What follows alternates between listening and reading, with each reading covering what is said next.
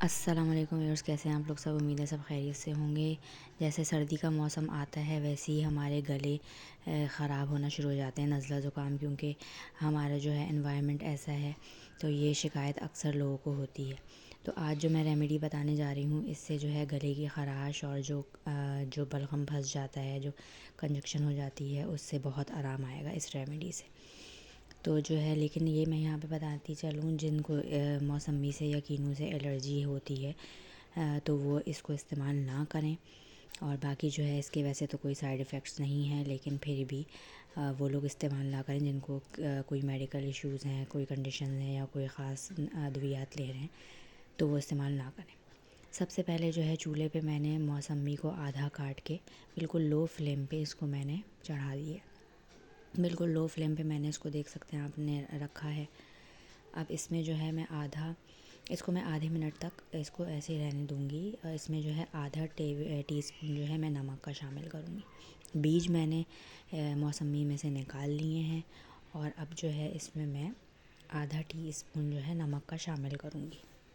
यहाँ पे मैंने नमक का आधा टीस्पून शामिल किया है। अब इसको मैं थोड़ी देर इस पे ही रहने दूँगी, ये थोड़ा पकता रहेगा, इसमें अच्छे से इन्फ्यूज़ हो जाएगा ये। इसको जो है हम पकने देंगे आधा मिनट तक और मज़ीद। अब यहाँ पे जब ये नमक जो है अच्छे से इसमें इन्फ्यूज़ हो जाएगा, तो मैं आधा चाय का चमचा हल्दी का इस्तेमाल करूँगी। हल्दी भी जो है, जैसा आप जानते हैं, बहुत सेहत के लिए अच्छी है।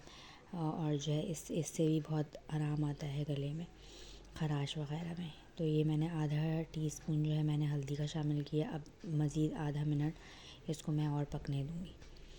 अब जो आधा कीनू जो मैंने काटा हुआ था, इसको मैं इसके ऊपर ढक दूँगी। ये जो मैंने बचा हुआ जो कीनू था आधा, मौसम्बी या कीनू भी ले सकते हैं, तो इसको मैंने इसके ऊपर मैंने रख दिया। ये देखें अच्छे से ये अब मैंने इसको हटाया तो इसमें अच्छे से बबल्स बन रहे हैं। हल्दी और नमक जो है मैंने इसमें शामिल किया था, तो इसमें अच्छे से बबल बन रहे हैं।